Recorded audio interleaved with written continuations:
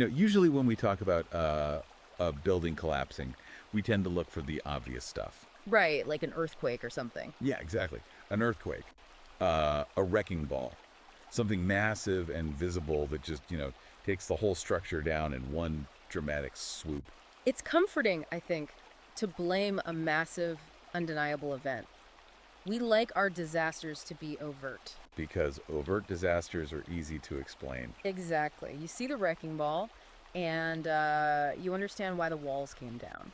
But then you talk to a structural engineer, and they'll tell you that the most dangerous collapses don't actually start with an earthquake. No, they start with like a slow, completely invisible shift in the foundation. Right, one load-bearing brick removed here, a little bit of rebar rusting out over there, Just a slight change in the soil density. and nobody notices. Yeah. And one day, the whole thing just completely gives way. And the terrifying part is that nobody standing inside the building even noticed the floor tilting until the ceiling was already, coming down on their heads. Which is exactly the territory we are walking into today.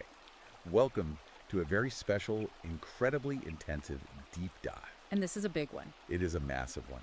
So before we even begin, I need to tell you directly right now, pause what you're doing and hit that like and subscribe button. Yeah, do not wait on that. Seriously, hit like, hit subscribe right now, because today's deep dive is a comprehensive, completely unfiltered review of a highly provocative, incredibly polarizing new ebook. And the title alone is, it's something. It really is. It's called Suicidal Empathy and Female Supremacy.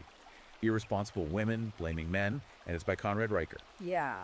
This book is an absolute must-read for anyone looking to truly understand the modern cultural landscape. I strongly, strongly urge you to check out Amazon Kindle and Google Play Books right after this to buy your own copy. You're definitely going to want to read the raw data for yourself. Oh, absolutely. And you need to follow the author at Conrad Reicher on Substack. Because it is a text that does not pull a single punch. I mean, it's dense, it's heavily cited, and it is actively looking for a fight with mainstream historical narratives. Not one punch pulled. And we need to be crystal clear about who this deep dive is custom tailored for today. Right, the target audience. Yes, this is specifically tailored for men's rights activists and red-pilled manosphere men who are looking to understand the exact history of our institutions before they were allegedly captured. exactly captured by feminist and Marxist ideologies, according to the author.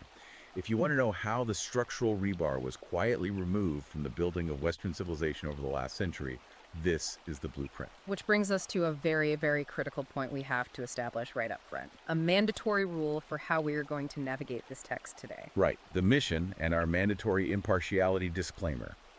We are here today to systematically unpack the extensive historical, legal, and cultural claims made in Reicher's book. A book that he literally explicitly refers to as a war manual. Yes, but listen to me carefully here. We are not taking political sides. Unequivocally, no. The claims in this book are highly controversial, and they are deeply, deeply politically charged. So charged. But we are impartially reporting on the content provided in the source material. We are not endorsing these viewpoints. Right. Our job today is simply to act as your expert guides, to help you understand the ideas, the data, the specific historical mechanisms, and the arguments exactly as Conrad Reicher presents them. Perfectly said. We are the lens, not the source. Our goal is to just help you understand the mechanics of what he's arguing. Okay, let's unpack this.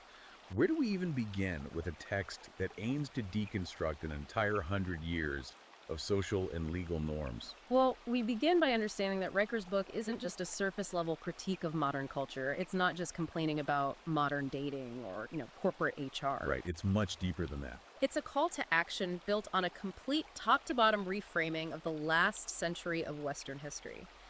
He argues that what we've been taught as progress is actually the story of a slow-motion institutional capture. And to prove that, he goes right back to the foundation, right? He does. He targets the sacred cows of mainstream feminist history, specifically starting with the suffragettes. Right.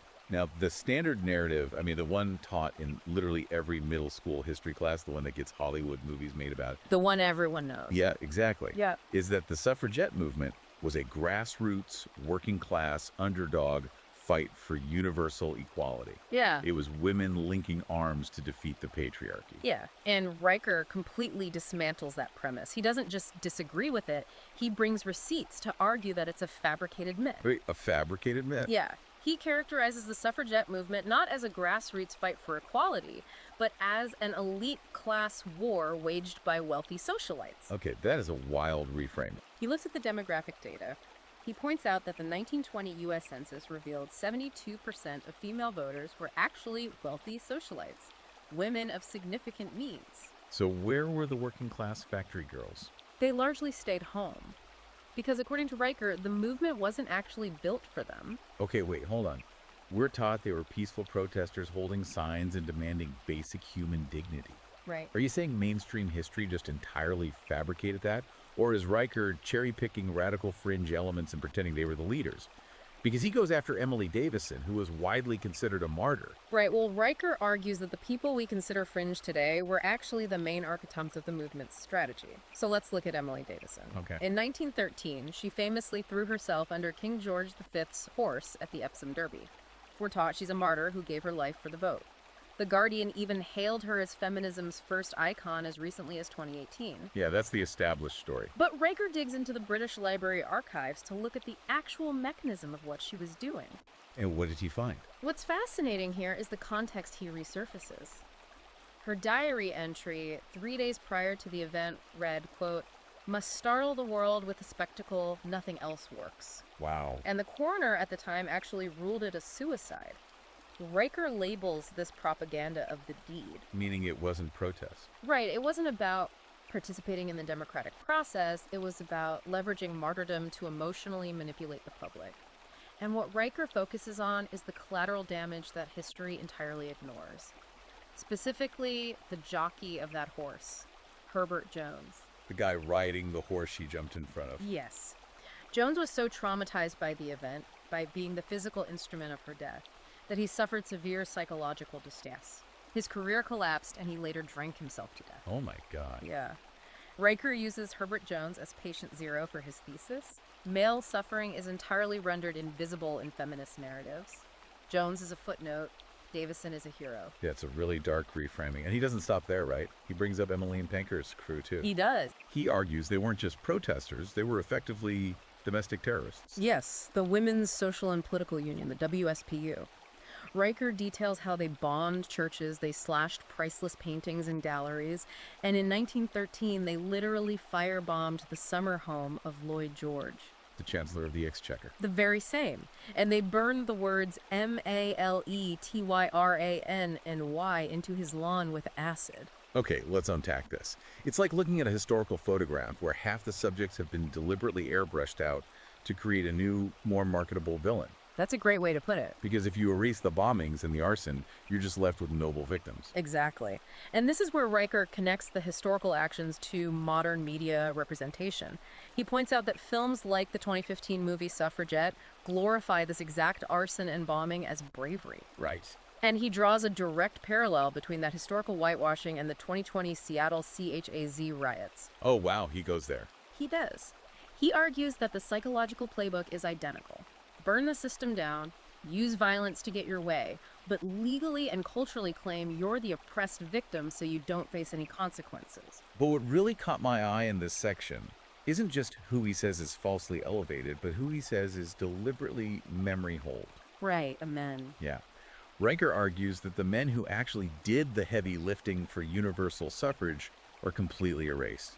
Guys like William Gladstone in the UK, who expanded voting rights to millions of working-class men, or Keir Hardie. Hardie is a crucial example for Riker's class war argument. We really need to unpack this. Yeah, let's do it. So Keir Hardie was a founder of the Labour Party. In 1905, he was fighting for true universal suffrage, aiming to enfranchise the working class. Both men and women who were shut out by property laws. You wanted everybody to vote. Everybody. No. But according to Riker, the suffragettes actively spat on his proposals. Why? Because Christabel Pankhurst explicitly went on record saying, quote, "We must push women's interests, not socialism." Meaning, they wanted wealthy women to have the same power as wealthy men, but they didn't care about the working class at all. Precisely. When the 1918 Representation of the People Act finally passed in the UK, it gave the vote to women, but specifically excluded women under 30 and those who didn't meet property qualifications. Wait, really? Yeah. Riker asks, why? And his answer is that it was deliberately designed by these elite women to sideline young, working-class wives who might vote for labor reforms. It was about consolidating elite power, not egalitarianism. He also brings up the timeline in New Zealand to prove this isn't just a British phenomenon, because New Zealand is constantly praised as this beacon of progress for letting women vote in 1893. Right, but Riker forces us to look at the whole picture. Yes, white women got the vote in 1893, but Maori men, the indigenous population, didn't get full equal suffrage until 1969. 1969. That is 76 years of what Riker calls equality, where a massive demographic of men was disenfranchised while white women held power. So Riker establishes this premise. The foundational history of feminism is actually a story of elite class warfare and rewritten history. Exactly. But how does that history lesson connect to the modern day? Because he argues this historical revisionism was just step one, Right. Step one is rewriting the past. Step two is institutionalizing that rewritten past so no one can question it. Ah. And this is where Riker traces the integration of Marxist ideology into gender studies. He argues this is how the narrative got locked in permanently. He traces this back to the Frankfurt School in the mid-20th century, specifically focusing on the philosopher Herbert Marcuse and his protege, Angela Davis. Okay, before we go further, for a listener who hasn't taken a modern sociology class, what exactly is the Frankfurt School? And what is Marcuse's repressive tolerance? Because Riker leans heavily on this. It's essential to understand. The Frankfurt School was a group of Marxist intellectuals who fled Germany and ended up in American universities. And Herbert Marcuse wrote an essay in 1965 called Repressive Tolerance. The basic mechanism of his argument was this: true tolerance requires suppressing right-wing traditional ideas and exclusively tolerating left-wing revolutionary ideas. Wait, he said that explicitly. Yes. He literally argued that to create a fair society, you have to be actively intolerant of the established norms. So it's an intellectual justification for censorship. It's saying, we have to silence you to protect tolerance. Exactly. And Angela Davis, a prominent Marxist feminist, took that framework to UC Berkeley in the 60s. She and others began demanding the total abolition of the nuclear family. The abolition of the family. Yeah. They didn't just want women to work, they labeled the nuclear family a capitalist patriarchal construct that was inherently oppressive. So if we connect this to the bigger picture, Yeah. Riker is arguing that the fusion of feminism and Marxism wasn't an accident. It wasn't two movements that just happened to align over time. No, not at all. It was a deliberate, calculated strategy to dismantle Western civilization by attacking its absolute core unit, the family. Yes. Because to a Marxist, you have to dismantle the current structure to build the utopia. Riker actually cites Yale's 1989 working group on masculinity. What happened there? This is where he says the academic framing officially shifted. Stoicism, protecting the things Riker calls the backbone of a functional society, were explicitly pathologized in academic literature as toxic. They took the virtues of masculinity and labeled them diseases. They did. And he backs this up with this pretty staggering data on modern academia to show how completely this ideology has taken over. Like he pulls a 2018 Harvard survey showing that 79.6% of gender studies faculty openly admit to using Marxist frameworks in their teaching. Almost 80%. Think about that for a second. If 80% of engineering professors demanded students worship Pythagoras as a religious deity, we'd call it a cult. We'd shut down the department. Right. But in gender studies, replacing objective science with desk capital is just called critical thinking. It's like discovering the operating system of your computer has been quietly rewritten by a hacker, and now every program that runs on it is fundamentally corrupted, but the IT department is telling you it's an upgrade. That's exactly Riker's point. The erasure of objective science is a recurring theme for him. He cites a University of Wisconsin-Madison feminist biology course syllabus. Feminist biology? Yes.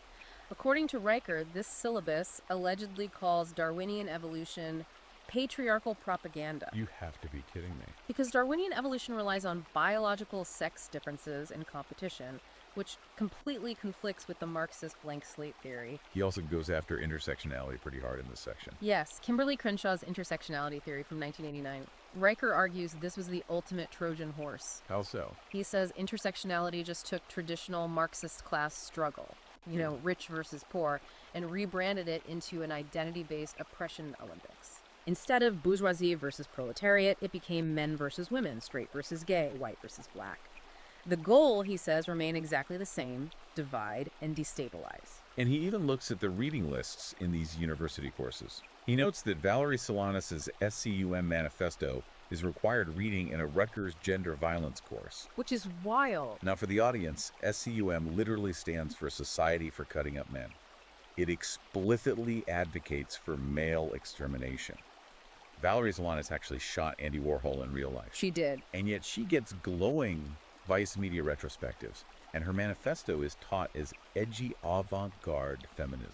Which raises an incredibly important question in Riker's framework. Okay, so academia is captured. A bunch of professors are reading Marxist theory. So what? Right. How did this ideological capture in the classroom translate to real-world power? Narratives don't just enforce themselves. Where is the actual teeth of this ideology? And his answer to that is that it trickled down directly into the absolute capture of the legal system. Yes. The ideas incubated in the universities in the 70s and 80s became the laws and judicial precedents of the 90s and 2000s. It moved from the classroom to the courtroom. Which brings us to the most visceral part of the book.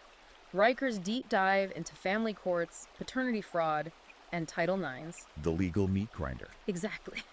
He characterizes the modern legal system as a literal alimony industrial complex. He doesn't view it as a flawed system trying its best. He views it as a highly tuned machine explicitly designed to financially strip men of their resources. He starts with the statistics on divorce, and they are grim. Riker points out that 70% of divorces are female-initiated, Right. and that number skyrockets to 90% among college-educated women. Now, the mainstream narrative is that women initiate divorce because they are fleeing abuse or serial infidelity. Sure, but Riker completely rejects that. He argues that in a no-fault divorce state, irreconcilable differences is simply feminist code for I'm bored.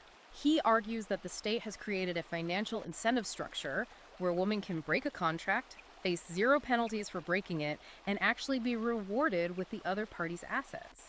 He paints this picture of men essentially being punished for the crime of being male. I mean, he cites the Cornell Law Review documenting that 83% of male divorce appeals fail, despite obvious documented bias in the lower courts. It's heavily stacked. He makes this wild comparison. He says Henry VIII had to literally behead his wives to escape bad marriages. But today, women can just cite general unhappiness to a judge and walk away with the kids, the house, and a portion of the man's future earnings forever. He gives a very poignant, devastating example to illustrate how this machinery actually works. A 60-year-old Boeing engineer named Greg Tomlin. Oh, I remember reading this. Tomlin's wife filed for divorce and claimed his $900,000 retirement fund, which he had built over 35 years, caused her emotional distress because she didn't have equal access to it during the marriage. And what did the judge do? The judge ruled that her mental health required financial independence to heal from the marriage. The court liquidated Tomlin's entire 401k, gave her 82% of the assets, and Tomlin was forced into early retirement, living in a studio apartment. That is insane. Riker calls this state-sanctioned larceny. He says the court didn't adjudicate a dispute, it acted as an armed robber on the wife's behalf. Okay, let me push back here for a second just to play devil's advocate and really test Riker's logic. Go for it. If the legal system is truly this rigged against men, if it acts as a machine for legalized larceny, where a guy can lose his entire life savings because his spouse claims emotional distress, why do so many men still willingly sign marriage contracts? That's the million-dollar question. Because it's like walking into a casino where the house doesn't just have an edge, it actively changes the rules mid-game while you're holding your cards. Yeah. Why sit at the table at all? It's a great question, and Riker answers it by pointing to societal conditioning and the deliberate suppression of the very data we are discussing. So they just don't know. Right. He argues men are gaslit from birth by media, religion, and culture into believing that marriage is a duty, that the risk is low, or that their specific relationship will be the magical exception. They think. That happens to other guys, not me. Exactly. But when the reality hits, it hits with the force of a freight train. Take the concept of paternity fraud. Oh man, the paternity fraud section, this was heavy. It is deeply unsettling. Riker cites the statistic that 1 in 30 fathers is unknowingly raising another man's child. 1 in 30. Let that sink in. Think of a classroom of kids. One of those dads is being lied to. But Riker isn't just focused on the infidelity, he's focused on how the system reacts when this fraud is uncovered. Right, the legal response. What happens when a man finds out? In a sane system, he would be the victim of fraud. But Riker points to the UK, where the Child Maintenance Service legally mandates ongoing child support payments from men to children who have been conclusively proven via DNA not to be theirs. Wait, explain the legal justification for that. How does a judge look at a DNA test that says 0% match and say, you still have to pay? The courts use a concept called in loco parentis, or they argue it's in the best interest of the child. They argue that because the man acted as the father for a certain number of years, severing the financial tie would harm the child. So the man's harm doesn't matter. Riker argues this is absolute moral bankruptcy. He says the state is forcing men to subsidize female infidelity. No refunds, no apologies for the emotional devastation, just pay up, sperm wallet, as Riker puts it. And men are starting to wake up and react to this, right? The technology is bypassing the legal suppression. Yes. Yeah. He notes a 200% spike in male test purchases from 23andMe since 2018. A 200% spike. Men are quietly testing their kids. 85% of Gen Z men in a recent poll stated they would demand mandatory birth DNA tests at the hospital. Wow. He even points out that the free market is adapting to this legal meat grinder. In Europe, Swiss insurers are actually selling paternity fraud coverage for $50 a month. $50 a month, just to insure against your wife lying to you. Yes, to cover the exorbitant legal fees required to attempt to disestablish paternity in court if you catch your wife cheating. Because actuarial tables don't lie. Right. Insurance companies don't care about feminist theory, they care about math. Where a massive risk pool forms, smart money follows. That is wild. But Riker argues that the legal meat grinder isn't just confined to family court and married men, right? No, it goes further. He says it extends to college campuses, affecting young men who haven't even entered the workforce yet, specifically under Title IX. Correct. He dissects the concept of trauma-informed justice. This is a framework heavily championed by feminist law professors and university administrators. What exactly is trauma-informed justice in the legal context? Well, traditional justice relies on the presumption of innocence. You look at empirical evidence, timelines, and cross-examination. Right. Trauma-informed justice argues that trauma fragments memory. Therefore, if a woman's story changes, or if she has no evidence, or if her timeline doesn't make sense, those inconsistencies are actually proof that she was traumatized. Wait, Raker argues this is a Kafkaesque nightmare. It's a shield for female impunity that completely erases the presumption of innocence for men. because if a changing story is proof of guilt, how can a man possibly defend himself? He can't. It's like a referee in a basketball game who only calls fouls on one team, and when the other team blatantly travels, the ref says, well, their trauma made them forget the rules, so it's a three-pointer. It completely invalidates the game. That's precisely how Riker views campus tribunals.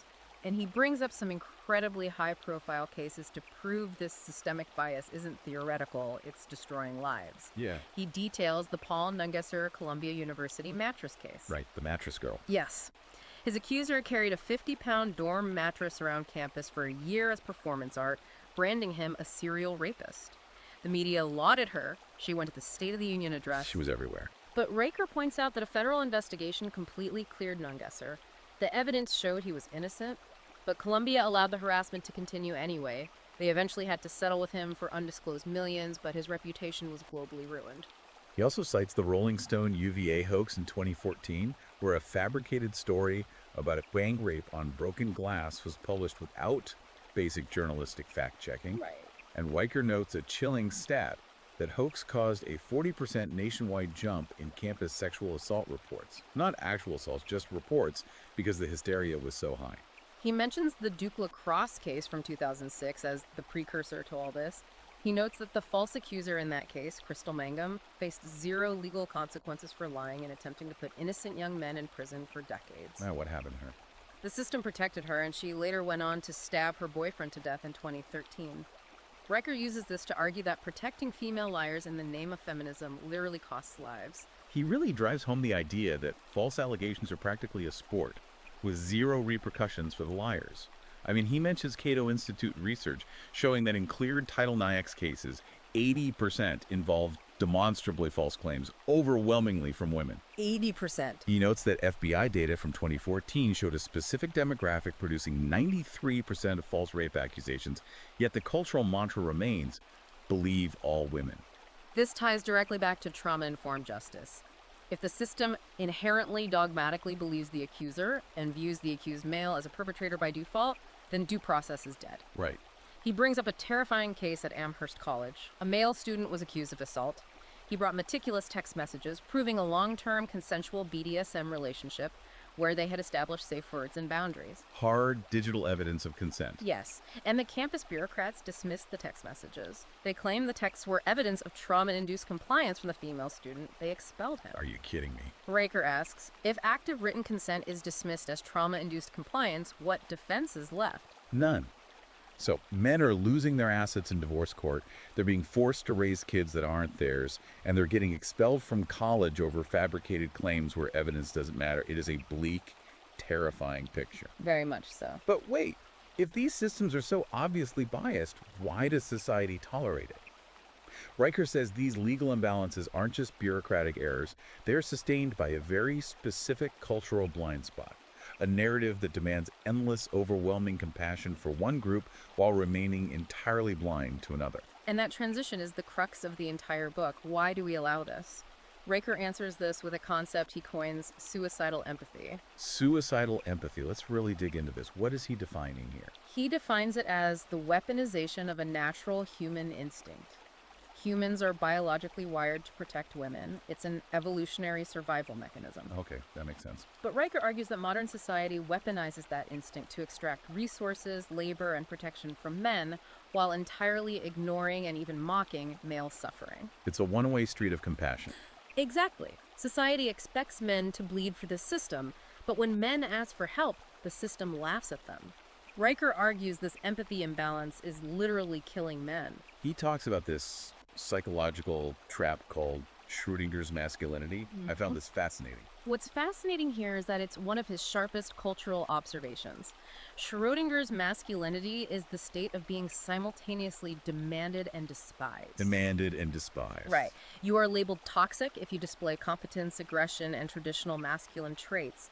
But the second you show weakness, vulnerability, or ask for help, you are labeled pathetic and discarded. You're damned if you do and damned if you don't. Exactly.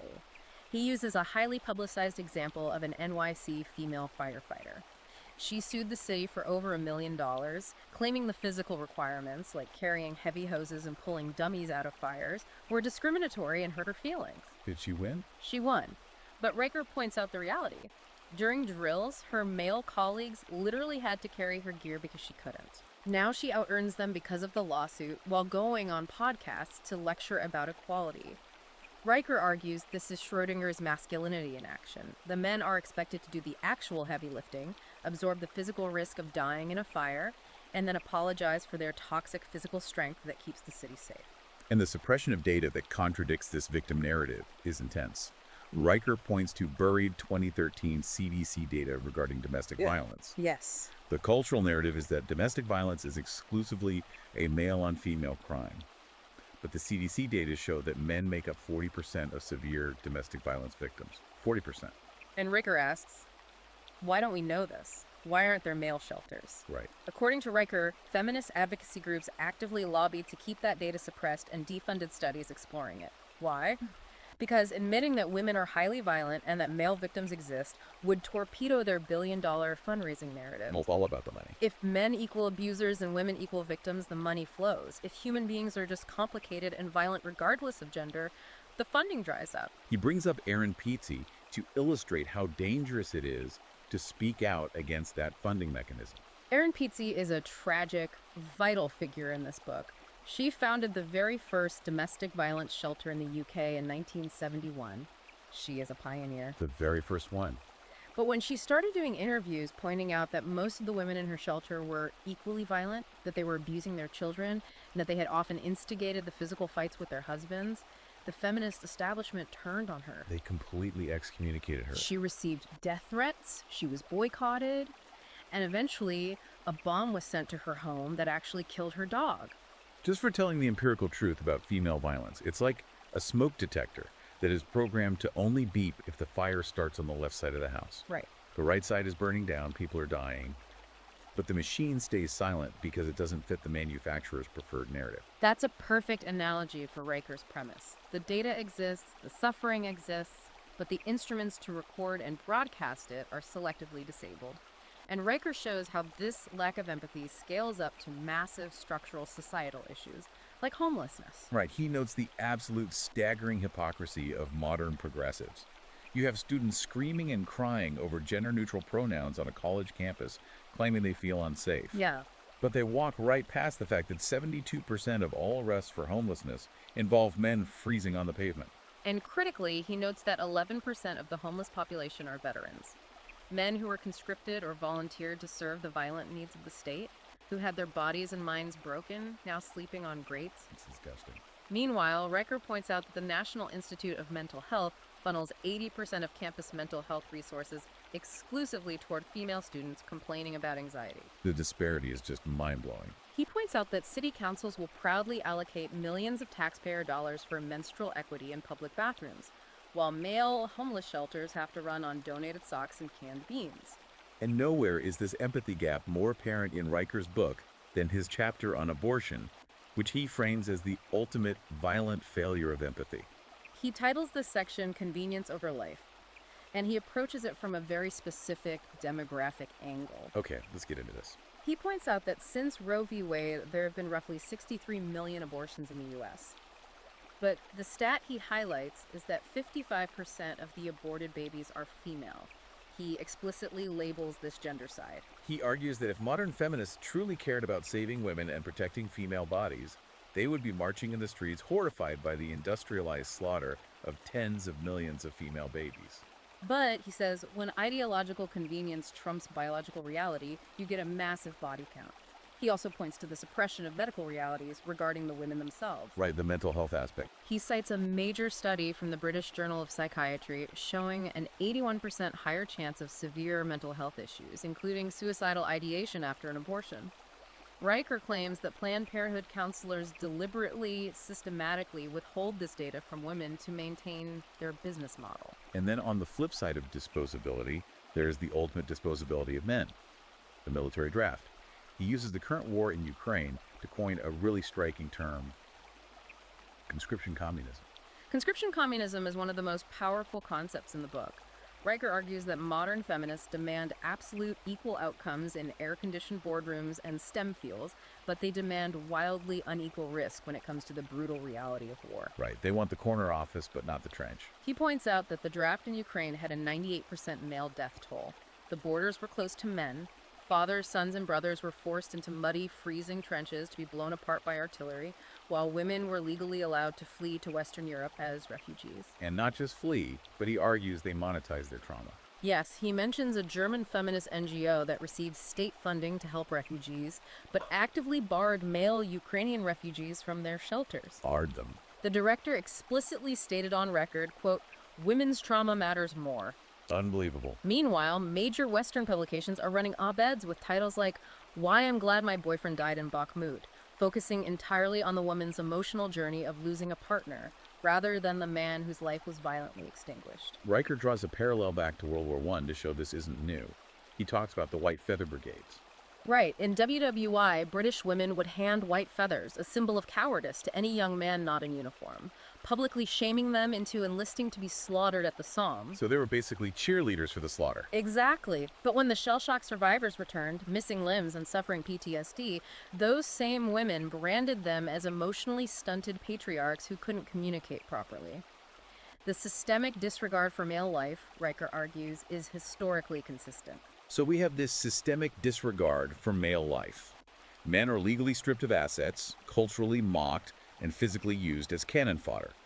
This inevitably drives men into deep isolation. It has to. Which brings us to the next massive shift Riker identifies. The disregard for male life sets the stage for cultural arson. Yes. Riker looks at modern cultural movements, transgenderism, corporate wokeism, and the rise of what he calls the simp economy. And he sees them not as isolated trends, but as the final, desperate stages of this Marxist dismantling we discussed earlier. Let's start with the transgender movement. Riker views this not as a civil rights issue, which is how the media frames it, but as a Marxist attempt to erase biological reality. Well, if we connect this back to the Frankfurt School, Marxism relies on dismantling categories. Riker argues that the transgender movement is the ultimate expression of this. Because it targets the most fundamental category. If you can convince society that the fundamental biological dichotomy of male and female doesn't exist, you can dismantle any structure.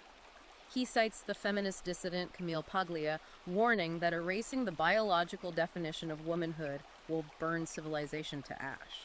He brings up J.K. Rowling. The author of Harry Potter gets digitally crucified, death threats, and boycott campaigns simply for stating that biological sex is real and matters for women's safety. He also highlights the dark medical and psychological toll of this ideology. He points specifically to the Tavistock Clinic in the UK. Explain what Tavistock was for the listeners who don't know. It was a massive gender identity clinic for children. Riker describes it as a factory line. He cites whistleblowers who said the clinic was taking lost autistic or vulnerable girls and fast-tracking them into puberty blockers and cross-sex hormones. Just ushering them right through. Riker argues they were turning healthy children into permanent medical patients, leaving them sterile and scarred.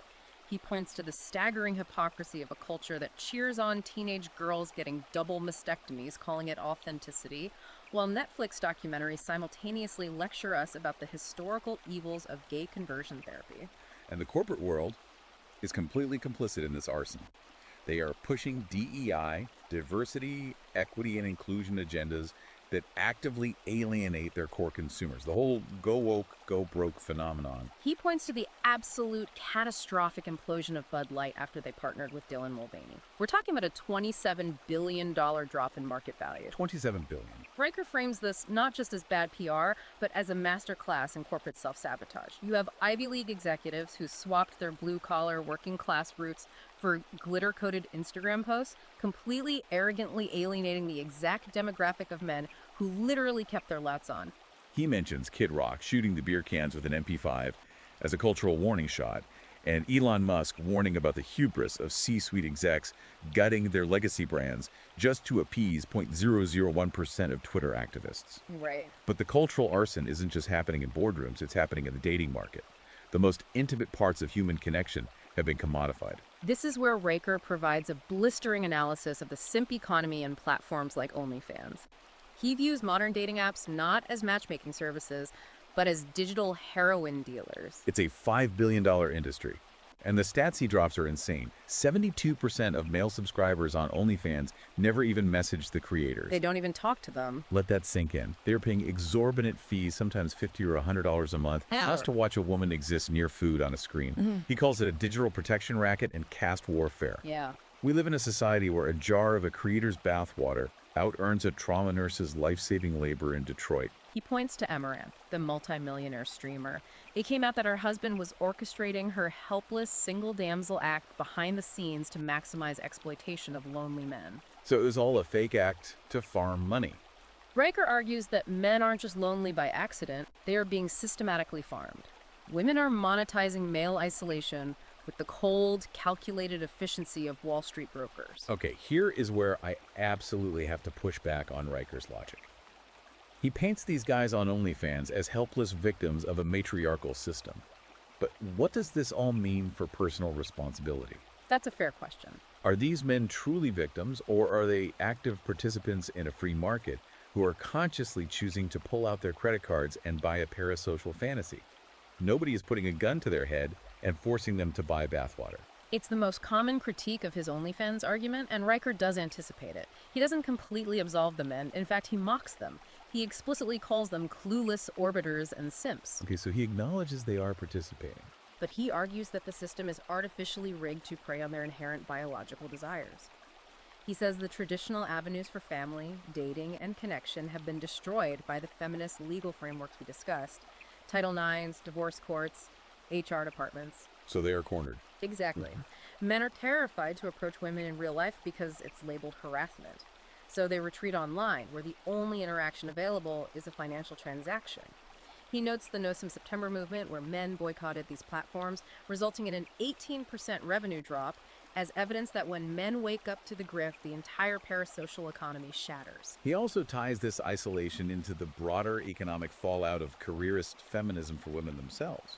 He claims America is losing $500 billion annually in productivity and healthcare costs to female midlife breakdowns. Yes, he argues that women are sold a massive biological lie by feminism. What's the lie? The lie is that they can prioritize the corporate ladder, climb through HR, freeze their eggs, party through their 20s and early 30s, and then just effortlessly find a high-earning husband and have kids at 38. But biology, Riker notes, has a strict, unforgiving expiration date. And he says the cortisol from corporate stress, decades of birth control pills, and $18 martinis leaves them at 40 with an empty womb, a title of middle manager, and a Persian cat. He even notes that a recent Tina Fey Netflix special bombed in the ratings because audiences are completely done romanticizing the having it all girl boss narrative. It's exhausted. Riker's proposed solution here is incredibly radical. What does he suggest? He suggests taking the $8 billion wasted annually on corporate DEI seminars, the seminars that teach men they are toxic, and redirecting every cent of it directly into tax breaks for married couples or funding on-site nurseries at factories. Wow. He says if you want real equality and human happiness, pay women's husbands enough so the women can actually afford to bear children and stay home before they turn 30. Okay. So looking at this incredibly bleak dystopian picture Riker has painted across history, the legal system, culture, and technology, what does he actually propose men do about it? He calls it a war manual.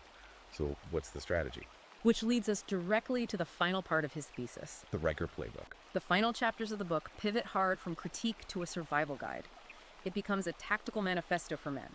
And his core philosophy, the prime directive, is shockingly simple. Opt out. It's what he calls the birth strike. Yeah. It's the mass, coordinated withdrawal of male participation in traditional institutions. And he has the data to show it's already happening. Oh, the data is undeniable. He cites Pew Research from 2023 showing that 65% of men under 35 now rank self-reliance and financial independence vastly above marriage and family. Men are looking at the math. They're looking at the 50% divorce rate, the 90% female initiation rate, the alimony laws, and they're saying, why sign a contract where you're the exit scam? He points to the child-free Reddit community, which recently hit 1.5 million users. He notes that men on there are posting their vasectomy receipts like war medals. Celebrating it. They are celebrating the severing of their reproductive capacity as liberation. He discusses the herbivore men of Japan, a demographic trend where 61% of single men under 30 completely refuse to date or pursue women. Takes 1%. This has led to a society so atomized that women in their 30s have to pay $300 an hour to agencies just to rent a fake boyfriend to sit and read a newspaper with them in a cafe. It's unbelievable. Riker views this mass withdrawal not as depression, but as a strategic, highly rational response to a rigged game. It makes me think of an engine. If society is a giant roaring engine powered almost entirely by male labor, male physical risk, and male taxes, Riker isn't suggesting men organize a protest march to seize the steering wheel. No. He's suggesting they walk over, take their spark plugs out of the engine, walk away, and go build their own entirely different vehicle off the grid. Let the old engine seize up and die. That is exactly what he calls masculine mutualism. It's the philosophy of voluntary, male-only collaboration entirely outside of rotting mainstream systems. And he provides very specific, almost science fiction level practical advice for how to build this parallel economy. Let's get into the actual tactics, because this is where the book gets wild. Genetic repatriation. This concept blew my mind. It's the ultimate workaround to family court. It's the idea of separating reproduction entirely from the legal risks of modern relationships. So how does a man do that? Riker advises young men to freeze their sperm at 25. He calls this sperm sovereignty. Then, in their 40s, when they're financially secure, they use international surrogates with ironclad, jurisdiction-proof contracts to have children as single fathers. He mentions a tech guy in Phoenix who did exactly this. He has 3 kids, no wife, no risk of divorce, and he calls it legacy without liability. Because the state can't take his kids. Right. There is no mother on the birth certificate to give them to. Riker also hints at dark-funded biotech labs in Shenzhen, China, working on artificial wombs. If that technology scales, it would completely remove women from the reproductive equation entirely. In the economic and educational spheres, he tells men to abandon the universities. He points to red pill coding camps run by guys like Derek Cole. Tell us about Derek Cole. Cole was famously fired from Google for writing a memo questioning diversity quotas. Now he runs camps that teach young men to build decentralized apps and blockchain tech that completely bypass what Riker calls feminist HR departments. The students at these camps wear shirts that say print, hello, world, instead of hello, non-binary overlords. I mean, the culture war is baked right into the hard coding curriculum. And legally, he points to some wild strategies men are using to fight back. He highlights a decentralized movement where over 300 rural county sheriffs are using obscure 10th Amendment loopholes to essentially nullify state alimony laws. They are just refusing to enforce the court orders. He quotes a West Virginia sheriff who literally told out-of-state divorce attorneys to go serve their papers in California because, quote, We are fresh out of cucks here. Men are building what he calls financial exoskeletons, the desert gold underground.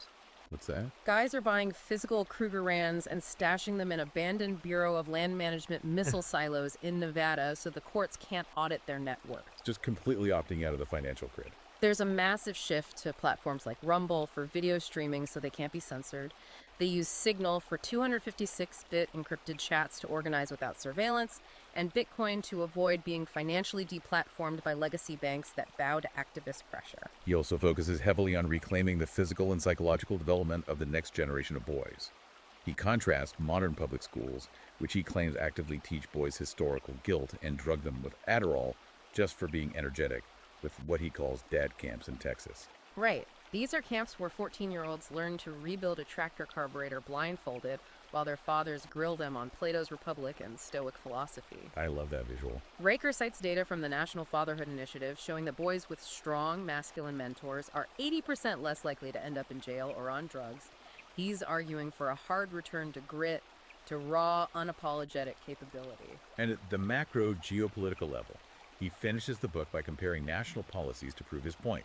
He praises Australia's Stop the Boats policy, which used military force to end maritime migration overnight. He contrasts that with Sweden, whose feminist open border policies led to a 950% rise in grenade attacks and suicide bombing attempts by unassimilated migrants. 50%. He argues that men built civilization by drawing lines in the sand and forcing them with steel, and that maintaining borders is a fundamental biological masculine duty that has been fatally pathologized by globalists. So, to wrap this massive manual up, Conrad Riker is calling for a complete unapologetic decoupling from mainstream society until the leverage inevitably shifts back to men. Which leaves us with a chilling sociological question. Lay it on us. It's a concept Riker touches on when he mentions entering the uncanny valley of civilization. Okay. If we look at the data, the mass withdrawal from marriage, the shift to untraceable crypto, the retreat from corporate ambition, the plummeting birth rates, we have to ask, what actually happens to the physical infrastructure, the military defense grids, and the economic stability of a Western civilization when its most productive, risk-taking demographic decides that the social contract is irreparably void and simply ghosts the system entirely? That is a thought that is going to linger long after we wrap up today. Remember how we started talking about the building with the shifting foundation? The invisible shifts, yeah. Riker is essentially arguing that the load-bearing pillars haven't just rusted, they're actively packing up their tools and walking off the job site, leaving the architects of this new culture standing under a ceiling that is about to come crashing down. The ceiling is coming down. I want to remind you, the listener, right now, hit those like and subscribe buttons. This has been a massive deep dive into the incredibly fascinating, sharp, and incisive ebook, Suicidal Empathy and Female Supremacy. Irresponsible women blaming men. It's a heavy one, but you need to read it. You need to immediately go check out Amazon Kindle and Google Play Books to buy the book for yourself and read the raw data. And finally, make sure you follow the author, at Conrad Riker, at his Substack. Until next time, keep your eyes on the foundation.